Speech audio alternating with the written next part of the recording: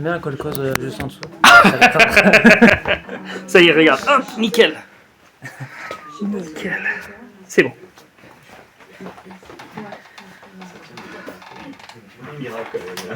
Bienvenue tout le monde.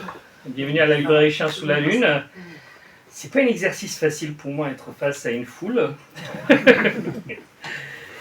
Je vais essayer de présenter Soufiane, auteur, professeur de lettres dans le 93 en région parisienne, originaire de pas loin, et ce soir invité dans notre petite librairie Chien sous la Lune. Merci beaucoup d'avoir accepté notre invitation. Merci pour l'invitation, merci pour votre présence. Bonsoir à toutes et à tous. Alors, comme ma présentation était très rudimentaire, je te laisse parler un peu de toi. Oula. Donc, je suis originaire de pas loin dans le 02. Et en fait, la ville s'appelle Tergnier, d'accord ? Je suis originaire de Tergnier, j'ai grandi à Tergnier. Spoiler, parce qu'on voulait poser cette question. Ça aura une importance pour le roman. Je suis enseignant en Seine-Saint-Denis, j'habite à Paris. Et Chasseur d'été est mon deuxième roman. Voilà. Il est sorti en fin août, fin août 2025. C'était la rentrée littéraire chez Agulot, une excellente maison d'édition avec qui on travaille et qu'on soutient à fond dans cette librairie. Voilà. Et aussi ton ouvrage qui est parlera. On va commencer, parce que là tu nous as dévoilé c'est le ville, parce que nous c'était le grand questionnement, on a même fait des recherches, on a fait des Google Earth et tout ça. Mais je voudrais savoir, c'était quoi ton premier souvenir de cette ville en fait ? Oula. Premier souvenir, je dirais que c'est la première scène du livre avec les cailloux et les graviers. C'est vraiment ce quartier à l'origine, ça s'appelait le quartier Marcel Paul. Derrière la gare, en fait, c'est plein de petites maisons neuves. Et on a été parmi les premiers habitants avec mes parents, avec ma famille. On a été parmi les premiers habitants. Et donc vraiment, ça sortait de terre. Il y avait la moitié de l'endroit qui était encore en travaux. Et je me souviens de collines, de graviers, de plein de choses comme ça. Et après la rentrée, et voilà, donc ce quartier-là. Et après, j'ai déménagé à côté du cinéma. Je ne sais pas où est le cinéma. Oui, c'est vrai que je vous en parle comme si... Pardon, je vous en parle comme ça. Bref, il y a des gens qui connaissent très bien. Le premier souvenir, c'est ça. C'est vraiment cet endroit-là où on sait que c'est des endroits de jeu dangereux, mais on va y jouer. Il y a des grues abandonnées, il y a des graviers, des choses comme ça. Mais on va y jouer, et je me souviens vraiment du jeu à l'extérieur dans cet endroit-là. J'ai l'impression d'avoir passé la moitié de ma vie dehors à cette période-là. Vraiment, j'étais tout le temps en train de jouer. Voilà. Pour terminer, c'est ça. Moi aussi, qu'est-ce qui m'a beaucoup intéressé, c'est le choix de prénoms. Parce que j'imagine pas que tu as choisi les vrais prénoms de personnes, en fait. aussi. Alors, le narrateur est très éloigné de moi. Je voulais que ce soit un roman, je voulais pas écrire... Je ne veux pas écrire une autobiographie. Le narrateur est très éloigné de moi, il me fallait un prénom. J'aime bien avoir un... Je voulais que tous les prénoms puissent devenir des surnoms assez facilement. Dan, j'ai trouvé ça bien. Et donc, pour les autres, en vrai, Julien, Max et Paul, il y a 3 personnages qui s'appellent Julien, Max et Paul, c'est vraiment... Ils sont inspirés d'amis d'enfance, et c'est vraiment des amis d'enfance qui s'appellent Julien, Max et Paul. Et avant la publication, quand le bouquin était fini, je les ai recontactés, ce sont des amis d'enfance que je vois peut-être une fois tous les 2 ans. Ils étaient très heureux d'être dans le livre. Mais oui, il me fallait leur autorisation, et vu qu'ils m'ont autorisé ça, j'ai pas changé les noms.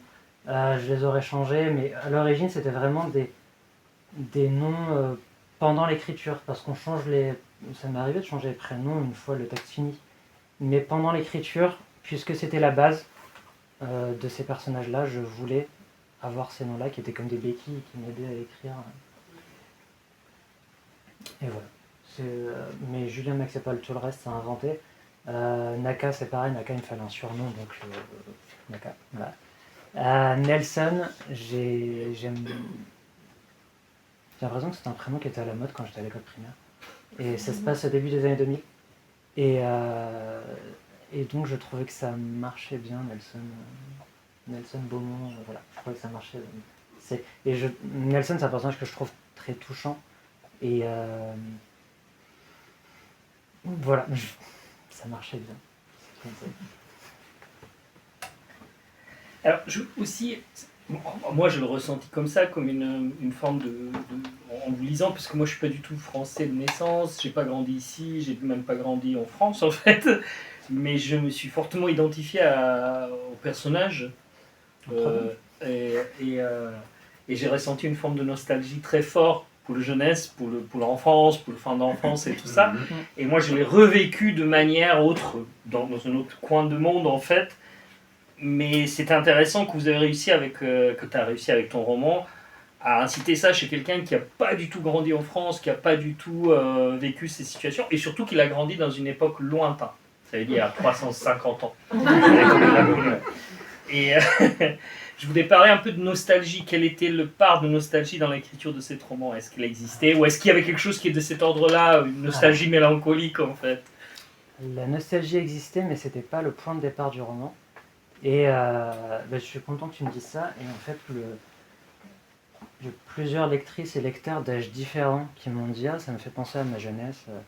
Et c'était important pour moi de l'écrire, mais que ça ne soit pas trop balisé dans le temps. Là, ça se passe au début des années 2000, il y a quelques indices rapidement, mais c'est pas non plus. Je voulais pas que ce soit trop limité, donc.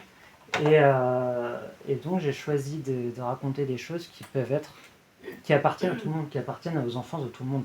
Tout le monde est tombé amoureux au lycée, énormément de gens jouaient au foot, jouaient dehors, rencontraient des gens, jalousaient son meilleur ami, plein de choses comme ça, des choses qui existent aujourd'hui chez mes élèves du collège et qui existaient aussi il y a 60 ans, il y a 50 ans, il y a 40 ans.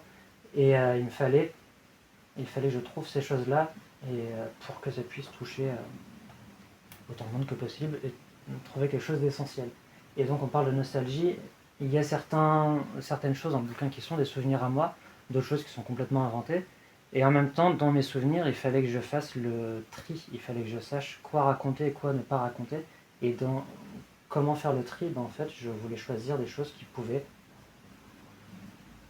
me raconter quelque chose de commun, quelque chose d'un peu essentiel. Et vous savez, au tout début, l'enfant voit quelqu'un, tous les jours, il voit quelqu'un passer à vélo qui ressemble à un fou. Et il le voit lever le bras pour tourner.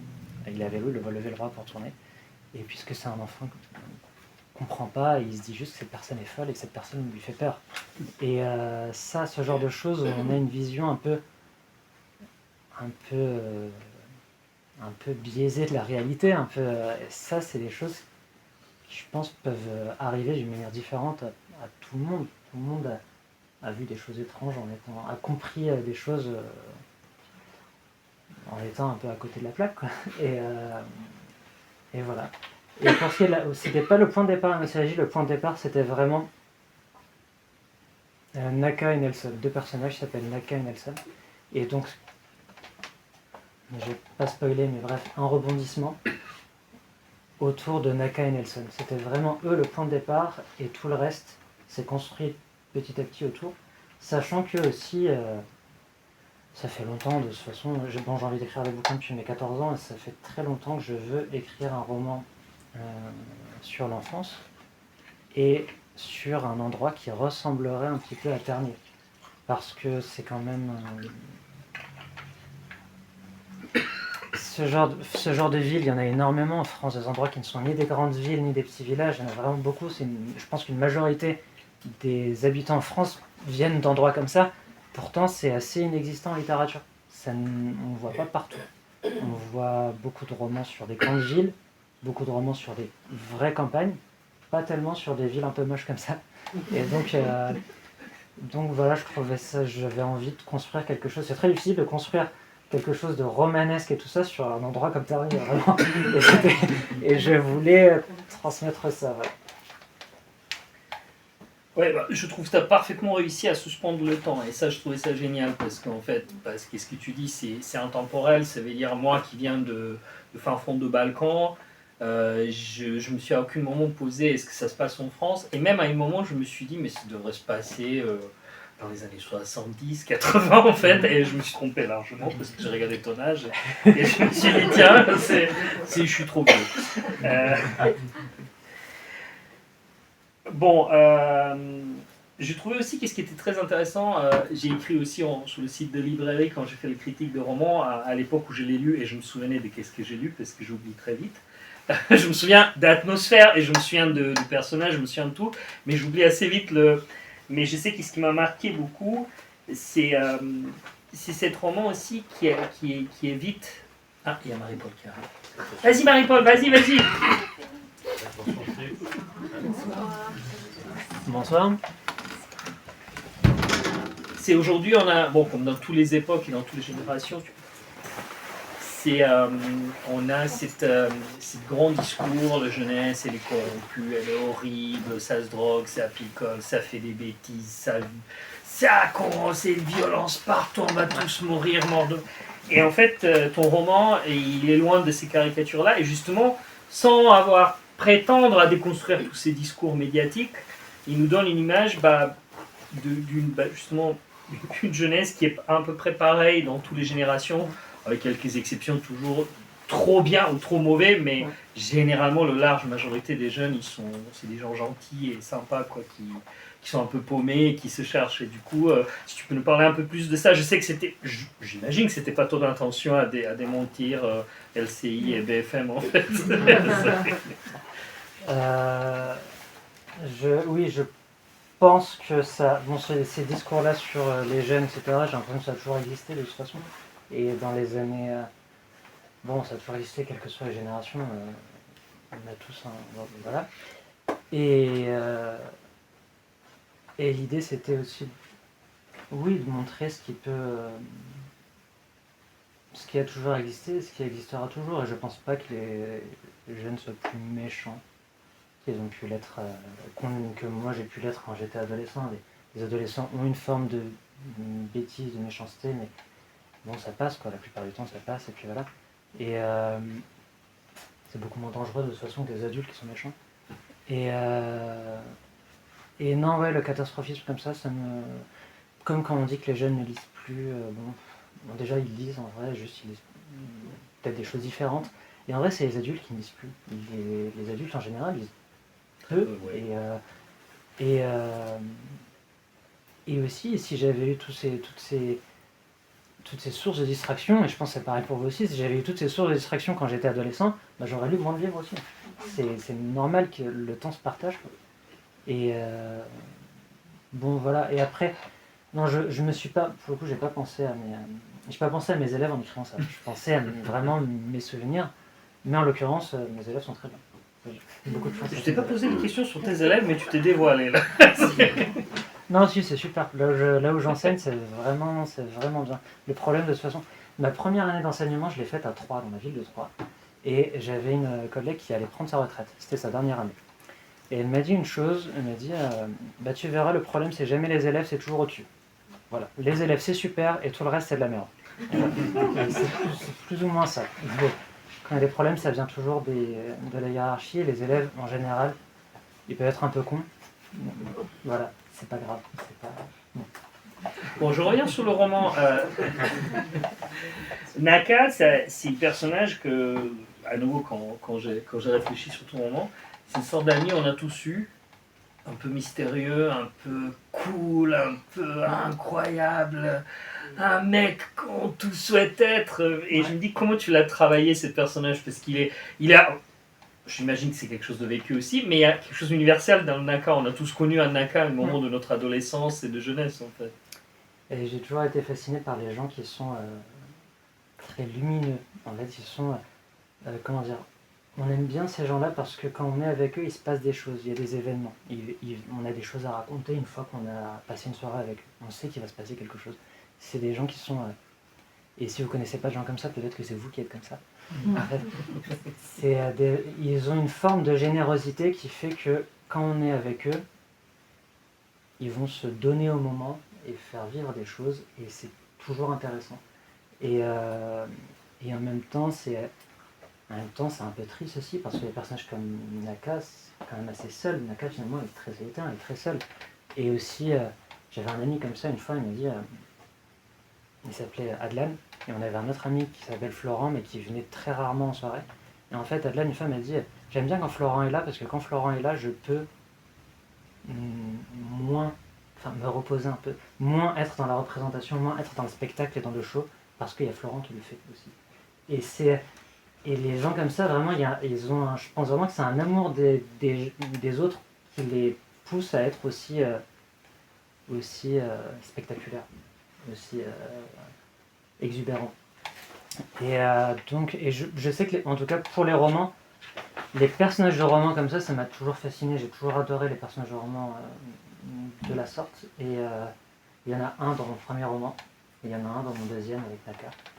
Et finalement, il y en a presque deux parce que Nelson, c'est un peu un personnage en miroir à Naka. Les deux ont des trajectoires. Les deux se ressemblent en fait. Hein. Vraiment, les deux sont en miroir, sont construits en miroir l'un à l'autre. Et voilà. Sauf que c'est un peu opposé. À un moment, je dis que Naka attire tout le monde dans la cour de récréation et il passe de cercle en cercle.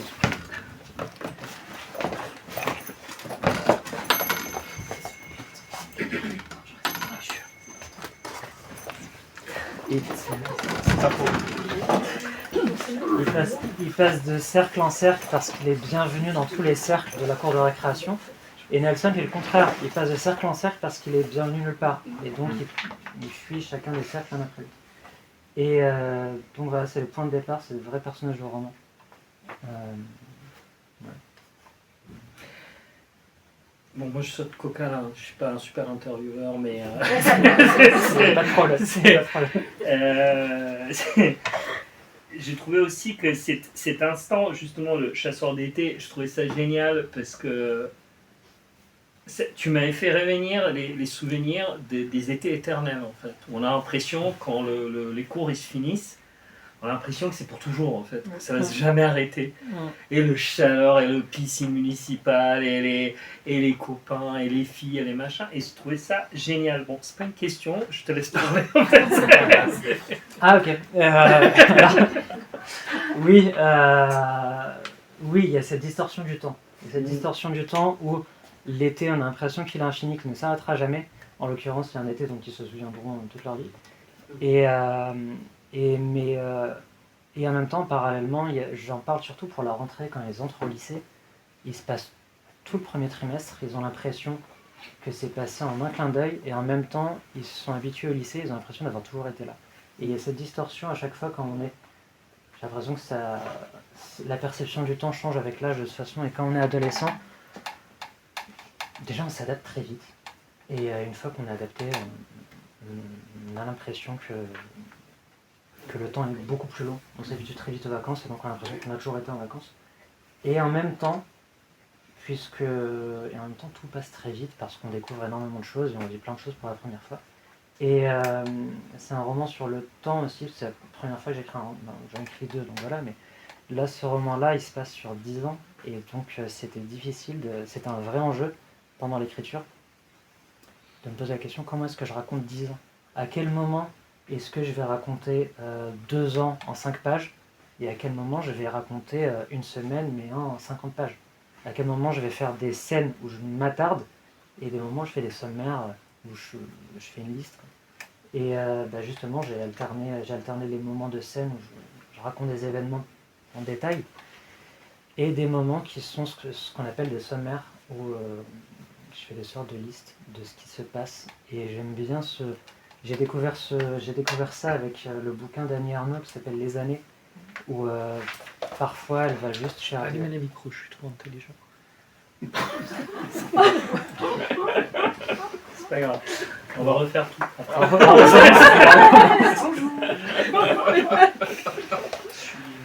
C'est moi. Et j'ai pas allumé ici, c'est bien. Oh non.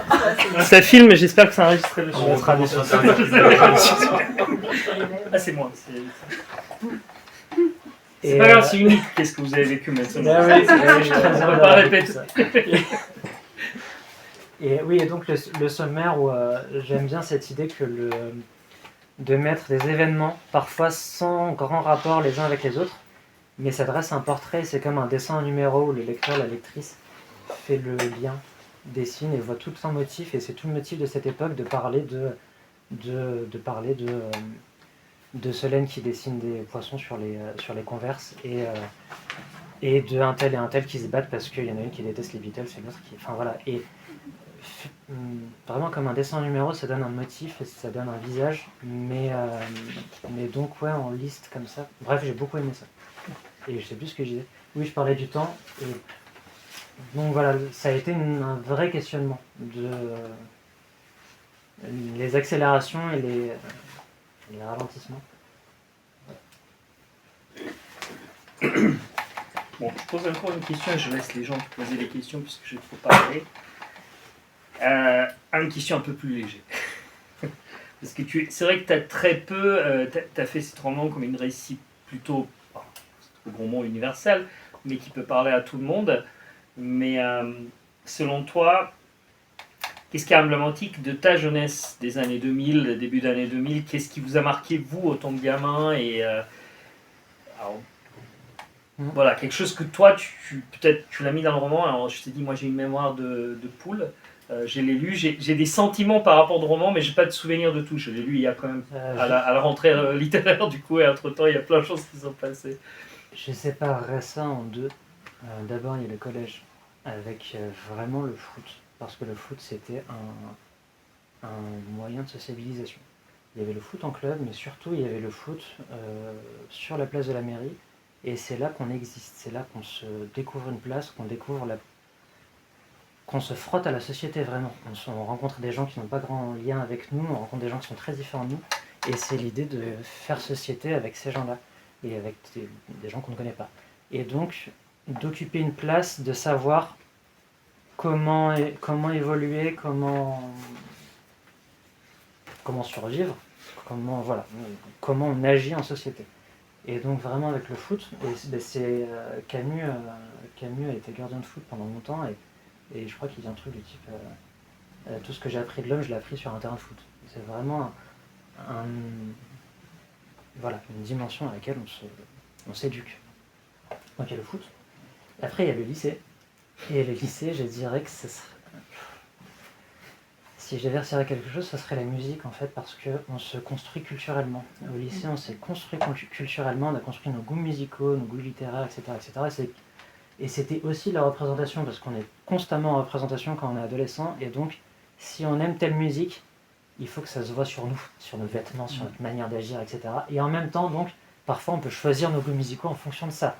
Je vais écouter du rock parce que j'aime bien les Converse, et plein de choses comme ça. Et donc, on est encore dans de la représentation, ce serait la musique comme manière de se construire, oui. Et donc cette découverte si le foot c'était une manière d'appartenir à un groupe, le lycée avec la musique c'est une manière aussi de s'affirmer en tant qu'individu. Et moi j'écoute ça et c'est un groupe que personne connaît. Voilà. Et de s'affirmer en tant qu'individu, parfois en opposition, et donc de se construire de cette manière-là. Bon, Dan Naka, c'est White Stripes, c'est Nirvana, c'est... Oui, étonnamment, en fait, vraiment, au début des années 2000, on n'a pas été très bien servi en musique. Et je me souviens qu'au lycée, je suis arrivé au lycée en 2007. J'étais au lycée de 2007 à 2010. Je ne sais pas pourquoi il y a eu une résurgence de... Bon, déjà, il y a eu la tectonique, ça. Je l'ai évité, j'ai évité ça. Mais il y a eu une résurgence du rock des années 70 et 80-90. On avait des groupes qui se montaient, et on allait dans des concerts, et plein de choses comme ça. Il y avait cette résurgence de cette musique-là. C'était super. Bon, il ne faut pas oublier aussi que Soufiane il a écrit un roman qui s'appelle Vallée de Lazare, que je suis en train de lire. Du coup, là, je suis beaucoup plus frais. C'est pas le sujet de notre discussion, mais si tu peux nous dire quelques mots aussi sur le Vallée de Lazare. Alors, la Vallée des Lazare, ça commence avec un grand-père qui parle à sa petite fille, et il lui dit que sa petite fille ne parle pas la même langue que ses arrière-grands-parents. Parce que ce grand-père est marocain, sa petite fille est née en France, elle est déjà la 3e génération en France. Et donc les générations succèdent, et c'est pas grave, ça change, et il y a des différences, et c'est pas grave, simplement, lui il a envie de lui raconter un peu de sa famille, et donc il va lui raconter une histoire. Et il s'apprête à lui raconter une histoire de sa famille, et pour lui raconter l'essence, l'identité de sa famille, il a choisi une anecdote, c'est l'été de ses 19 ans. Donc il va raconter l'été de ses 19 ans à sa petite fille. Et ça se passe le temps d'un été. Vous voyez, là c'est 10 ans, mais la vallée des Lazare, ça se passe pendant un été, où il a rendu visite à la famille de son père à l'est du Maroc. Et pendant cet été, il va vivre des tas d'aventures. Un endroit qui est assez romanesque, qui s'appelle la vallée des Lazare, où il y a deux familles qui vivent sur deux versants opposés, qui se disputent depuis des décennies et des siècles, sans qu'on sache vraiment pourquoi. Et puisqu'il y a deux familles qui se haïssent, il y a Roméo et Juliette qui vont apparaître à un moment donné, évidemment. Et il va rencontrer son cousin, qui est un personnage flamboyant, et qui est un personnage un peu en miroir de lui-même, où il va vouloir... Ça raconte un peu ce sentiment étrange où on arrive dans un endroit et on est censé appartenir à cet endroit, on rencontre sa famille, on est censé appartenir à cette famille, mais on ne les connaît pas. Et on essaie de s'adapter.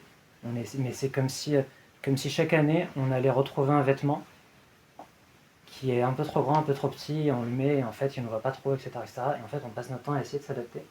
Et donc c'est ça, pour lui, ce retour au Maroc, c'est ça. Rencontrer sa famille et en même temps voir à quel point il est différent de sa famille et à quel point, même en étant différent, il s'y sent relié.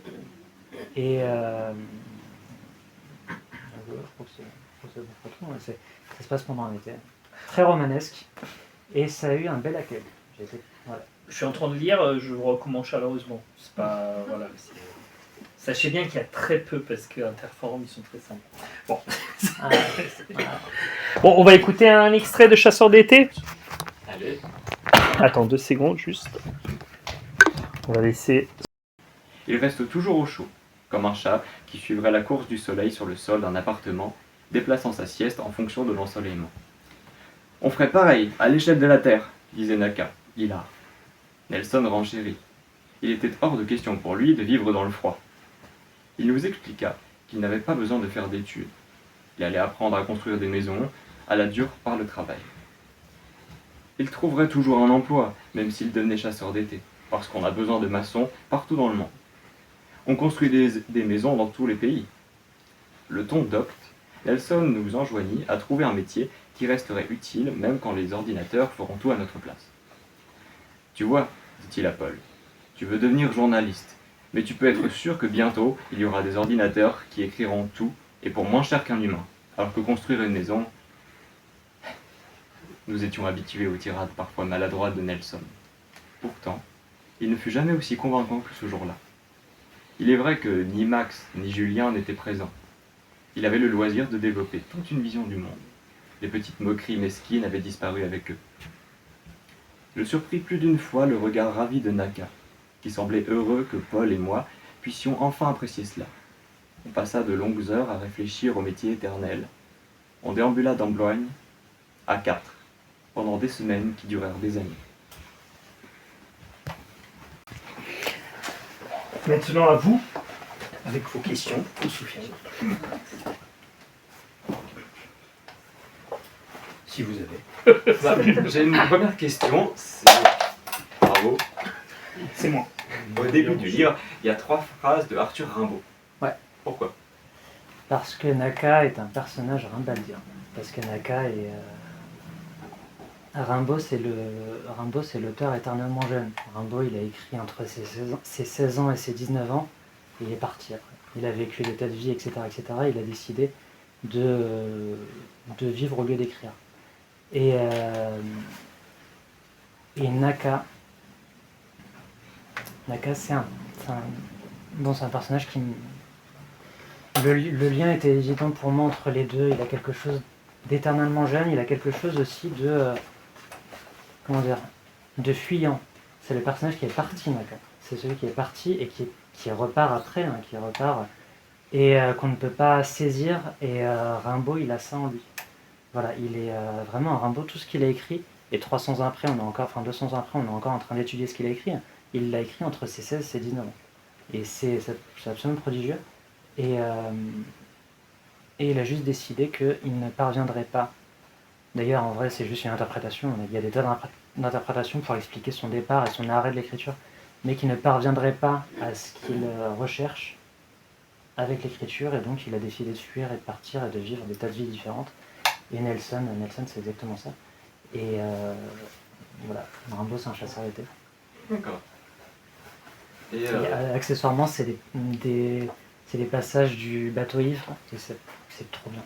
C'est vraiment. Je le donnais à mes. Enfin, je faisais lire des passages du bateau ivre à mes cinquièmes au moment où j'écrivais ça. Et c'était. un moment dans le livre, le nom du Ouais. livre est cité. Ouais. Vous m'aviez dit tout à l'heure que vous vouliez dire quelque chose à propos du premier paragraphe. Oui, alors le premier paragraphe, donc ça a été la première lecture, hein. C'est le premier paragraphe, je l'ai écrit vraiment à la toute fin. À la toute fin de. J'avais déjà écrit le roman quand j'ai écrit le premier paragraphe. En partie parce que le premier titre du roman, il y avait un titre différent à l'origine.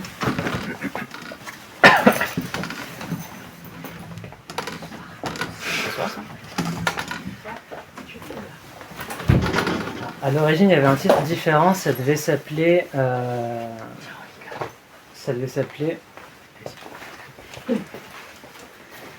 Les mécaniques stellaires à l'origine. Et parce que je partais du principe que grandir, c'est passer de cercle en cercle, et donc d'orbite en orbite, en fait, comme des planètes qui tournent autour de gens qui ont un centre de gravité extrêmement important, comme la K qui attire les gens.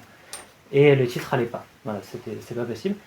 Et mon éditeur m'a proposé Chasseur d'été, parce qu'il y avait déjà ce passage où Nelson parle des chasseurs d'été, et je trouvais ça absolument parfait comme titre. Mais en même temps, je me disais, c'est un peu dommage qu'on comprenne le titre qu'à la page 120 ou quelque chose comme ça. Et donc, j'ai pensé à ce passage-là aussi parce qu'il est essentiel pour le livre, où un des enjeux du livre, c'est de montrer aussi que c'est pas juste un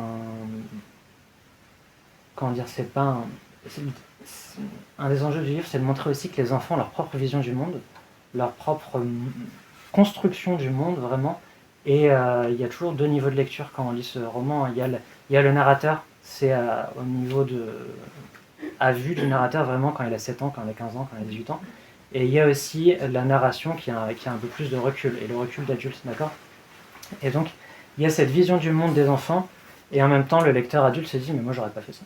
Moi, j'aurais pas du tout réagi comme ça, surtout à la fin, le dénouement. Il y a quelque chose de... c'est vraiment les enfants qui gagnent. Et l'adulte n'aurait absolument pas fait ça dans le dénouement. Et donc, cette introduction, elle permet de montrer que le roman portera vraiment sur l'enfance, parce que c'est pas des enfants qui attendent d'être adultes, c'est des enfants qui vivent en tant qu'enfants, et qui ont cette vie d'enfant. Et c'est pour ça que je suis pas complètement d'accord quand on dit que c'est un roman d'apprentissage. L'idée, c'est pas de montrer comment ils deviennent adultes, l'idée, c'est de montrer comment ils vivent en tant qu'enfants. Et voilà, c'est pour ça qu'il y a ce paragraphe-là de Chasseur d'été. Et oui, et puis aussi, en plus, leur vision du monde, même si elle est étonnante pour un adulte, il y a vraiment une logique qui est assez poétique, je trouve, de Nelson qui s'est dit, qui a ce projet un peu fantasque de changer d'hémisphère selon l'été, mais en même temps, il y a quelque chose de très logique derrière, je vais construire des maisons, parce qu'on peut construire des maisons partout. Et il y a toujours une logique, et c'est bon, je trouvais ça assez poétique. Et voilà.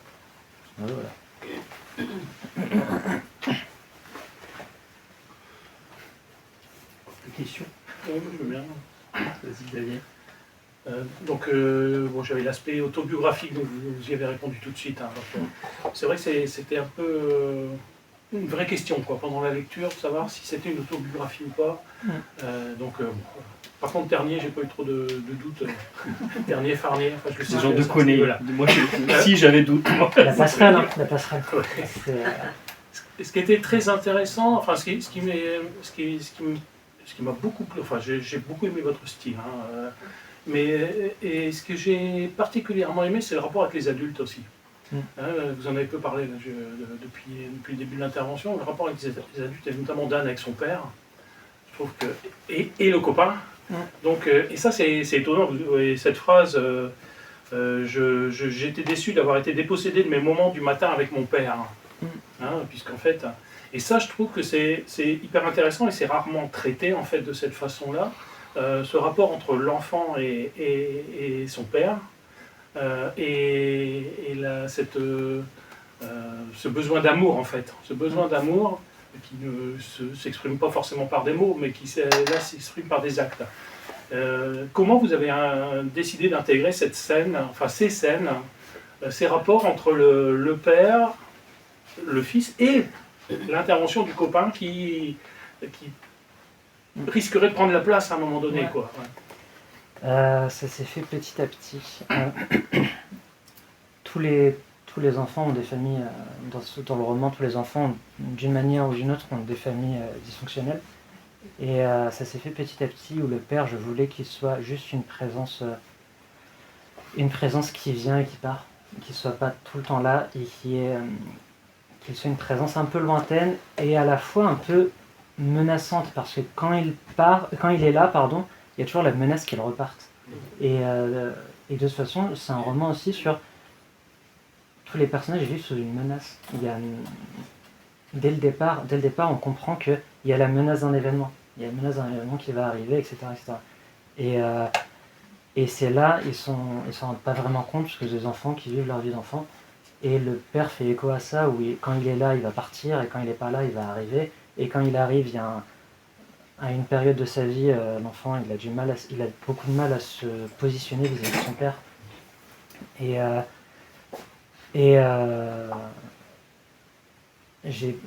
Finalement, son père, finalement, c'est un adulte qui n'a jamais vraiment grandi, qui est éternellement adolescent. Et il y a ces atomes crochus qui naissent entre l'ami Naka et le père, parce qu'ils ont des personnalités très similaires, ils sont vraiment conçus en miroir, et ça devient presque un exemple pour Naka, parce que le père, c'est un personnage idéalisé, c'est un personnage de roman, il a quelque chose de très romanesque, le père. Il travaille au loin, on ne sait pas vraiment ce qu'il fait. Quand il vient, c'est toujours l'aventure quand il vient, donc c'est un personnage très romanesque. Et c'est pour ça qu'il s'empare de l'imaginaire de Naka, et c'est pour ça aussi qu'il a un rapport conflictuel avec le fils, parce que le fils n'a pas besoin d'un personnage de roman, il a besoin d'un père. Et donc il a besoin de quelque chose d'autre, de quelqu'un de présent et de très terre à terre, de rituel. Et il y a ce rituel où il l'emmène au lycée tous les matins en voiture, et il a besoin de ce genre de choses. Et ce genre de choses, il ne les a pas assez eues. Et Naka, ça permettait de mettre en opposition donc ces deux visions-là, où le père est un personnage intéressant parce que c'est un personnage de roman, il est romanesque, qui fait rêver, et en même temps c'est un adulte insuffisant, c'est un père qui est insuffisant. Et donc ces rapports-là permettaient de mettre à nu. Voilà. Et le père, pour l'anecdote, en vrai, à l'origine, le roman ne devait pas du tout ressembler à ça.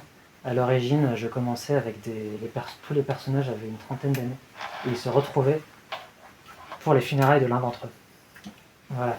Et après, j'ai écrit un flashback, et je me suis rendu compte que le roman, c'était ce flashback. Le roman était là, parce que dans le flashback, il y a le père qui est apparu, et je me suis dit, mais en fait, le père est très important parce que il construit aussi la personnalité de Dan, qui cherche sa place d'une manière ou d'une autre, parce que le père lui-même n'a pas vraiment de place dans sa maison. Et voilà.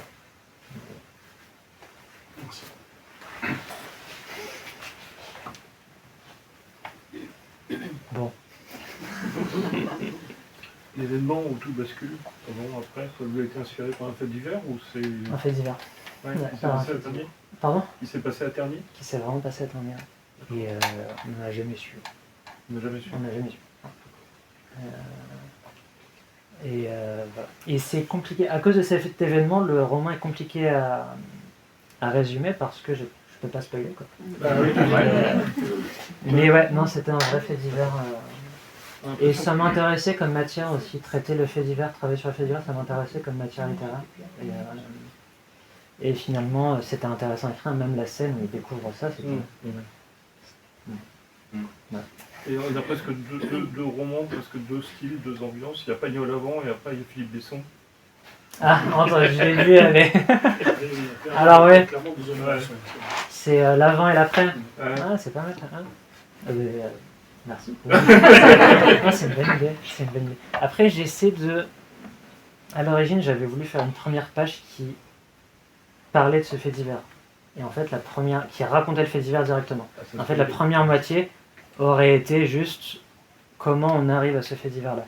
J'ai fini par supprimer cette première page, mais à intervalles réguliers, je fais une sorte de rappel où il y a cette menace de quelque chose qui va arriver. Ils sont dans un endroit, ils ont une vision des choses, c'est un enfant qui voit pas certaines choses, et en même temps, en tant qu'adulte, on lit et on voit qu'il y a des choses qui sont un peu... Il y a quelque chose qui va arriver. Voilà. Il y a cette menace. Bon, voilà. Moi j'ai une question. Vous parlez beaucoup de la construction du roman, donc les pistes que vous avez abandonnées. Quand vous les abandonnez, c'est vous tout seul ou c'est avec des regards extérieurs, quelqu'un qui vous aide à... Alors, globalement c'est moi tout seul parce que... Ça tient pas. Oh, c'est pas grave. Parce que le travail d'écriture est quand même très solitaire. Mais j'ai été aidé, j'ai été conseillé. Je ne sais pas si vous avez ça dans votre entourage, mais vous savez, les gens qui vous envoient un PDF de 200 pages et vous disent « Allez, lis-le, s'il te plaît, donne-moi ton avis. » Et je sais que j'ai agacé pas mal de mon entourage avec ça quand j'avais 20 ans. Et là, j'ai 2 amis, et une amie en particulier qui est écrivaine, qui a lu la première version et qui m'a conseillé sur certaines choses. Et donc, et une autre, donc qui est pas écrivaine, mais qui est une amie d'enfance, qui a largement inspiré un des personnages. Et elle m'a aidé sur certaines choses, et notamment en fait, mais elle m'a aidé sans le vouloir. Par exemple, ce qui me sert au dénouement, c'est un événement, la capsule temporelle. Je mets en place une capsule temporelle, et c'est elle qui m'a donné l'idée parce que quand elle était petite, il y avait une capsule temporelle organisée par Picsou Magazine. Elle a voulu y participer. Et j'ai trouvé ça génial. Et je l'ai réutilisé comme dénouement. Ça m'a beaucoup aidé. Et donc voilà, j'ai cherché conseil auprès de cette amie écrivaine qui est formidable, qui s'appelle Lucie Rico, qui est publiée chez POL. Voilà. Elle a écrit le chant du poulet sous vide. Rien que le titre, c'est toute une aventure. Et voilà. Et j'ai pas cherché à... Il y a des éditeurs et des auteurs qui travaillent vraiment ensemble les textes. Voilà, je n'ai pas fait ça. Même s'il y a eu un travail de relecture assez important avec mon éditeur. Ça a été long, la rédaction? Plus long pour le premier. Le premier roman, ça vient comme par accident. Je l'ai écrit en 6 mois. Et parce que tout était déjà là, l'endroit je le connaissais et tout ça. Et on est très naïf, on est très inconscient. Écrire 200 pages et se dire... déjà se dire, moi je vais écrire 200 pages et il y a des gens qui vont le lire, c'est très naïf, ça frise la bêtise. Et donc c'est pour ça que ça a été rapide, mais le deuxième j'ai mis 1 an et demi à l'écrire à peu près. 1 an et demi parce que j'avais déjà publié le premier. Et il y avait un horizon d'attente, il y avait des conversations avec l'éditeur. D'ailleurs, mon éditeur, en vrai, sur certaines conversations, il le voulait pas, mais il m'a empêché, quoi. Enfin, j'ai dû me dépêtrer de certaines conversations que j'ai eues avec lui pour pouvoir l'écrire, parce que il a tout de suite vu le marché, en fait. Je lui ai parlé de cette histoire, il a tout de suite vu le marché, il m'a dit « Ouais, mais non, pour le marché, blablabla », et j'ai mis du temps à me dire « Ben non, en fait, je vais écrire ce que je veux, et voilà. » Et... finalement, il a adoré le bouquin.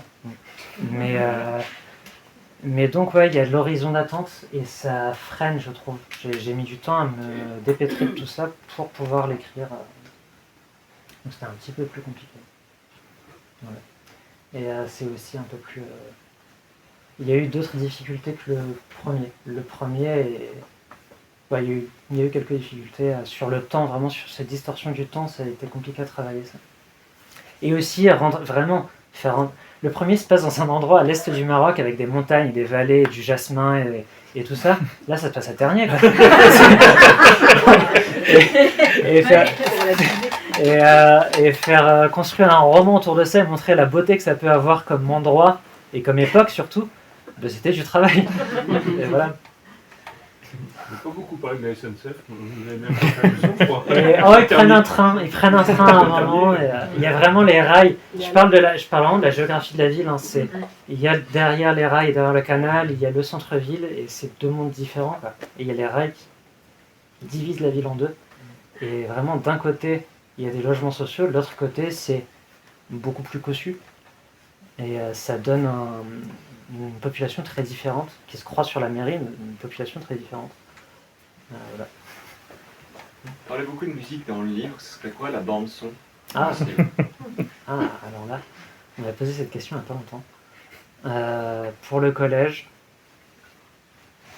en vrai, ce serait un morceau de NTM.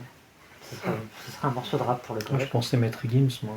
Oula, non, Stéphanie. non, mais ouais, un morceau de NTM pour le collège, et parce qu'ils ont un moment où ils veulent être un peu des voyous, et ils mettent des pulls à capuche et tout ça, et après il y a l'été, ils sont en short et ils se disent bon en fait non, on n'est pas des voyous. Et, pour le collège, et le lycée, ce serait Painted Black des Rolling Stones.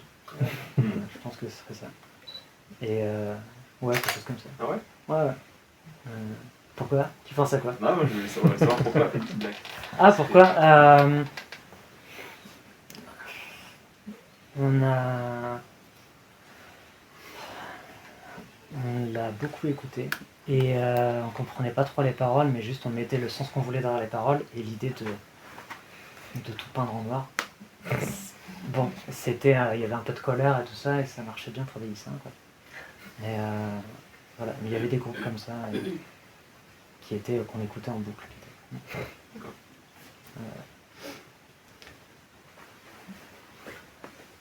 Bon. On parlait tout à l'heure, tout au début, des collégiens, des jeunes qui ne lisent plus, qui lisent différemment. Est-ce que le fait d'avoir un prof qui a écrit un roman, ça leur donne envie de vous lire ou pas? J'en ai plusieurs qui m'ont lu, des troisièmes, ou alors j'ai quelques cinquièmes qui sont vraiment exceptionnels. J'ai des cinquièmes, j'ai jamais vu un niveau pareil.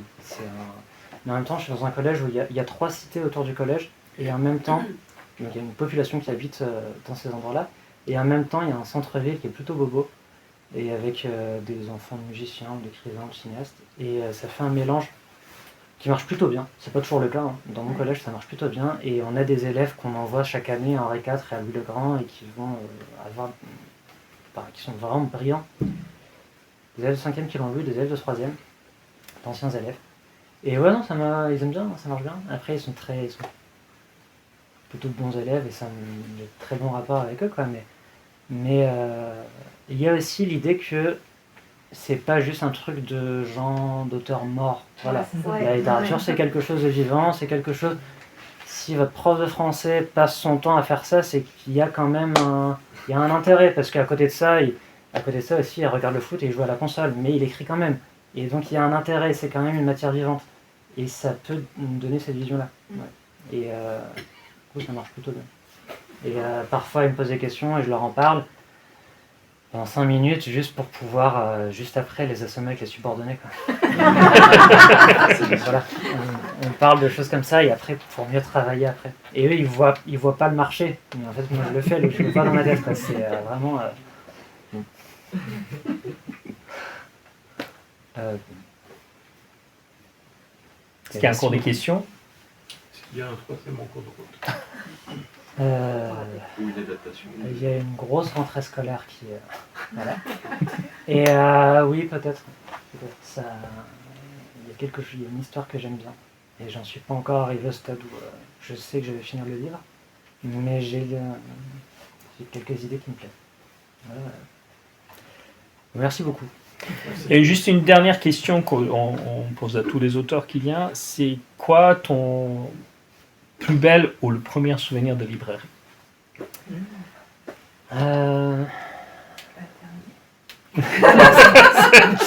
Non, c'est pas à Ternier. Ce serait une rencontre, c'est sûr. Et je dirais... enfin, c'est tout récent. C'est une rencontre dans le sud de la France, à côté de Montpellier, à Lunel. Et la libraire...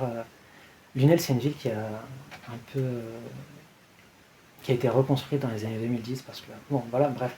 Et la libraire a construit une vraie communauté avec ses clients, clientes, et je sais que, bon, et je vous promets que c'est, enfin, j'ai l'impression que ça ressemble un peu à ça ici, mais je le dis vraiment sincèrement, j'aime beaucoup aller faire des rencontres en librairie où je vois que les gens se connaissent. Que les gens se connaissent, les gens se parlent, les gens font confiance à leur libraire. Et là, pour le moment, ouais, Lunel, il y avait vraiment quelque chose de familial. Voilà. Et j'aime beaucoup ça. Et en jeunesse, quand tu étais jeune? Quand j'étais jeune, vraiment, j'ai grandi à Ternier, il n'y avait pas de librairie. Pardon, mais il n'y avait pas de librairie. En fait, mon frère était étudiant à Paris. Et il travaillait à Paris, et tous les week-ends il ramenait des livres. Et donc je lisais les livres que mon frère achetait. Bah, merci beaucoup Soufiane. Merci à vous.